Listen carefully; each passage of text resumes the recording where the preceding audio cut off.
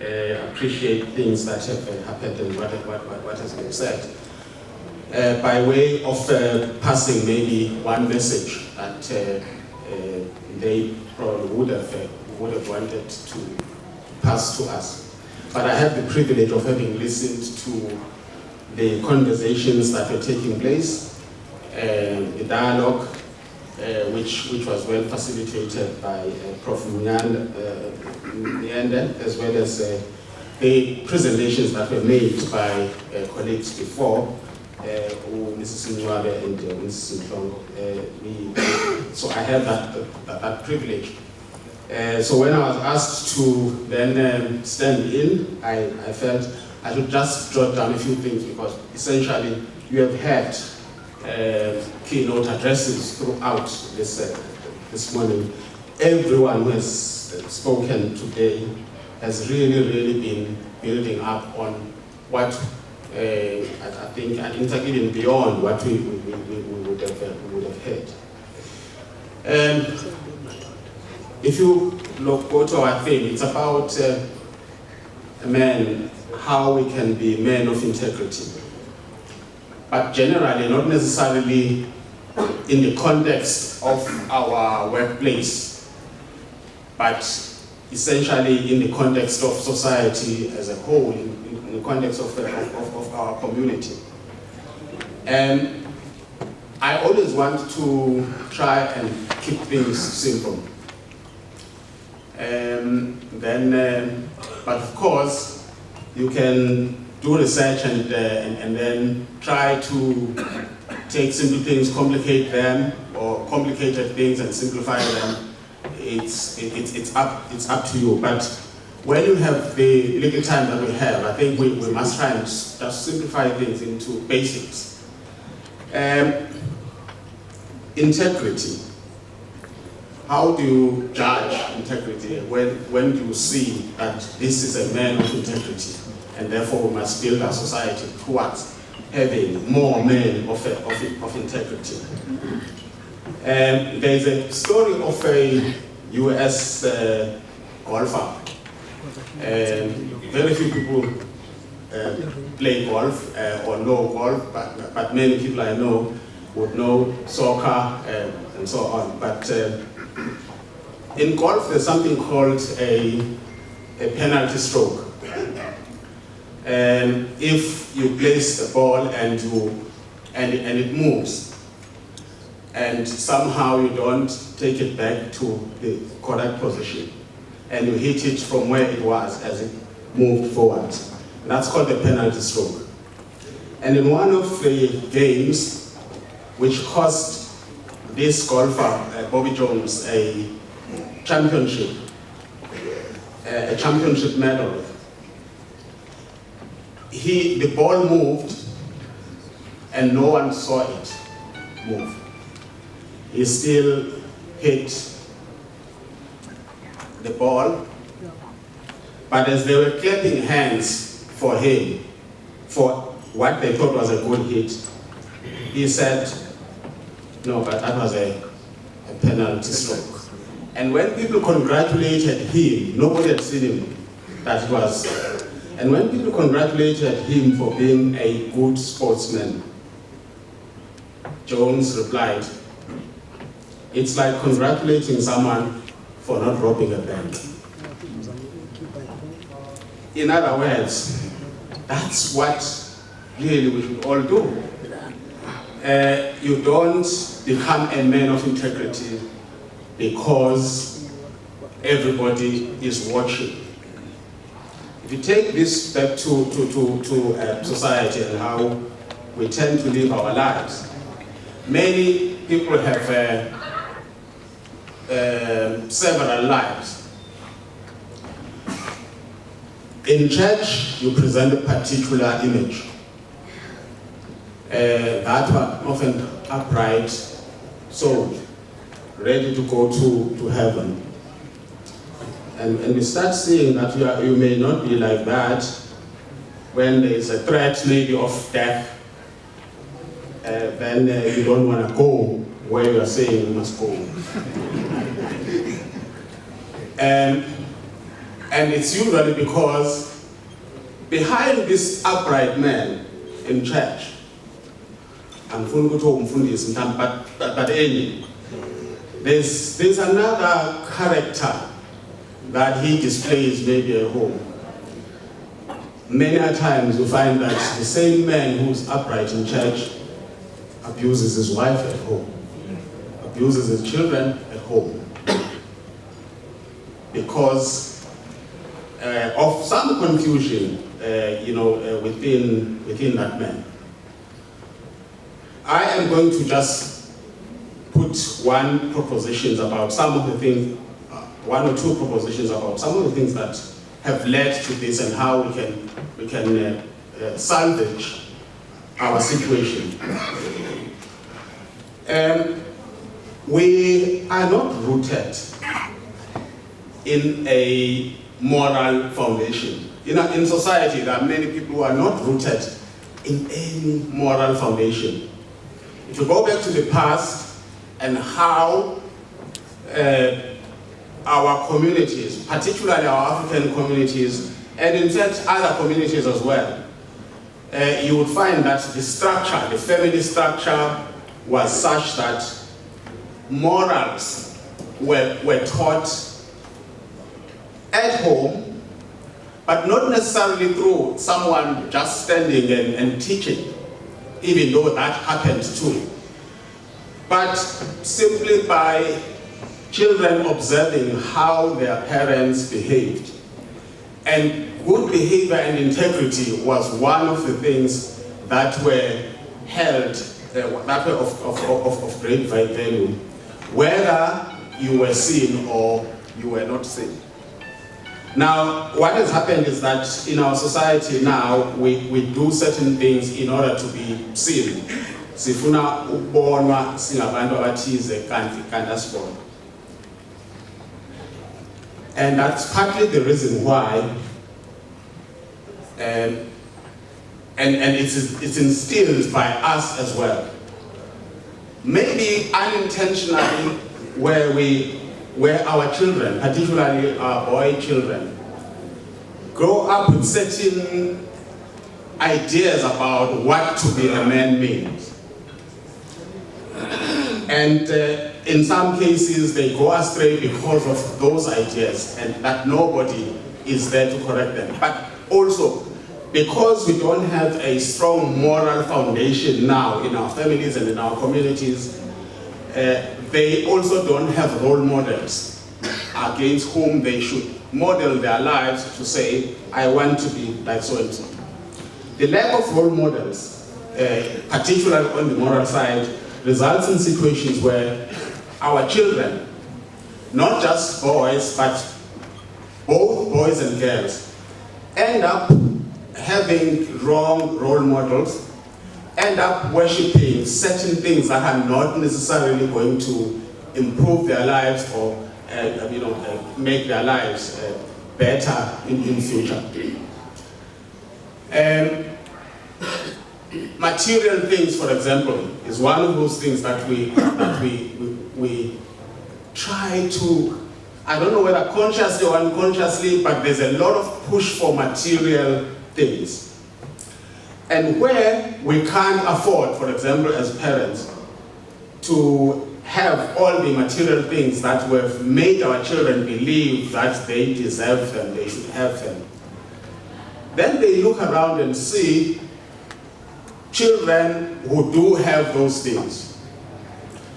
Not just children of their age, but maybe older children, maybe who are now teenagers and so on, who, although they are dropouts at school or at university, but are driving fancy cars. And they then tend to want to emulate that kind of life themselves.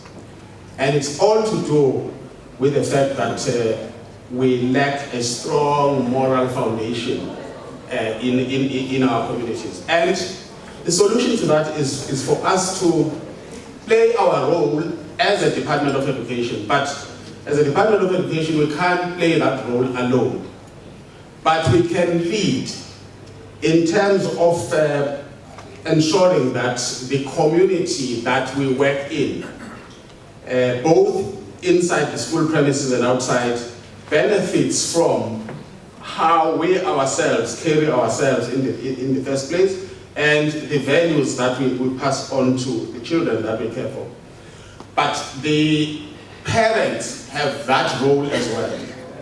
And that is why through SGBs we must also ensure that our communities reconsider, relook at this issue of a moral foundation. When I talk of a strong moral foundation, I must not be misunderstood to be saying maybe a religious foundation. No, I'm just saying there must be some moral foundation on which you base your life as an adult and on which you want your children to base their lives, so that they in future become men and women of integrity.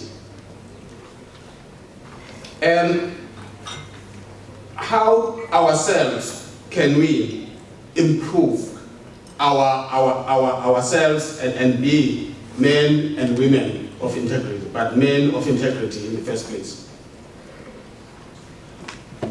Simple things like scan the news of examples of integrity. Then talk about those with friends and family rather than about the latest scandals. We spend a lot of our time talking about the latest scandal rather than those things that build us. We have to make endorsing integrity a stronger value in our lives than criticism and scorn. In other words, we must point to people of integrity than focus only on just criticizing those or scorning those that we believe are not men or women of integrity. Point to examples of integrity. And we do have our own examples of men of integrity and things that they've said and things that they've done that we can actually follow. For example, if you think about a man of integrity, you might make examples about people such as our great icon, Nelson Mandela. This is it's called the Men's Month, but also it's the same month in which Nelson Mandela was born. We could pick up the part about integrity and exemplars that show that he was a man of integrity, and talk a lot about it, so that during that month we don't just necessarily paint schools. That's good as well. That's good. Last week I was in a field, and Mr. Mahlambi's team. I'm saying it must not be just me with wearing these things and in a field with a group of women cooperatives trying to celebrate Mandela's life and Mandela's day. But we've got to pick up certain things as well in the men and make them life lessons for our learners and reflect on them even for the sake of ourselves. What's the root of integrity? The root of integrity would be selflessness, really. Think less about yourself and more about the general good of the society, where we live. Part of moral degeneration has made us not to look at the world in the eyes of the community, but we look at the world from an individualistic point of view, where it's all about ourselves and it's all about material, amassing of material things.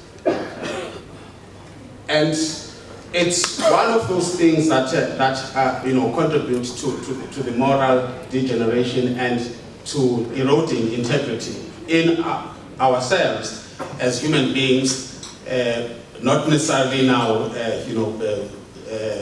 picking up a particular danger, gender. Wherever we are, we must always practice, or we must believe, or we must imagine that there's someone whose opinion we value is here with us. And that means wherever we are, we should be able to say that, we should behave as if someone that we value is watching. Because many of the things that are not of integrity happen when we believe or when we're certain that nobody is watching. Now, come closer home and you take things like, for example, people who have power to appoint, to promote, or who play a role. And look at how some of them, the mindset of some of them as they get in there, it's not about the general good, but it is about what can I get out of this. And because nobody sees me, I can take a bribe and I can make somebody deputy principal or whatever. And because all that is happening in a place where nobody sees us, nobody can see us. That's why I'm saying we must always imagine that somebody is seeing us. Somebody sees us. Somebody we hold, whose opinion we value, sees us.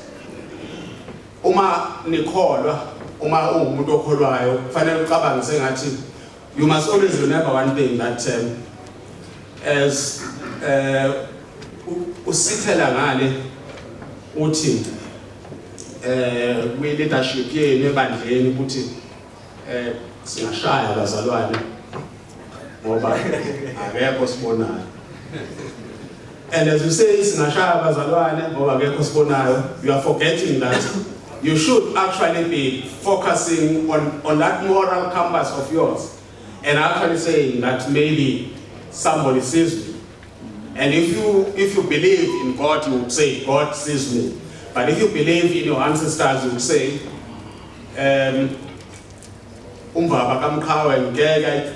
I'd be proud by the day. That's how we should be holding ourselves. But the last point that I want to contribute in terms of closer to our job in education,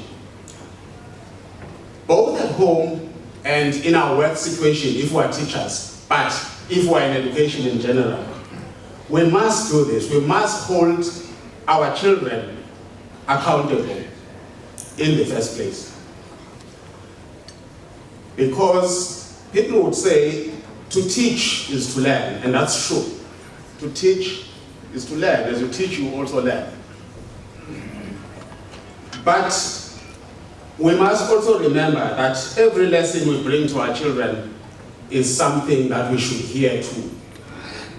In other words, anything that you say to the children about integrity, about morals, that's something that you should also be hearing, and therefore living, so that we do. We ask people to do as we do, not just as we say. We proudly can say to people, follow my example. Follow my example. So it should start with us. And all we should say is, follow my example. Thank you very much.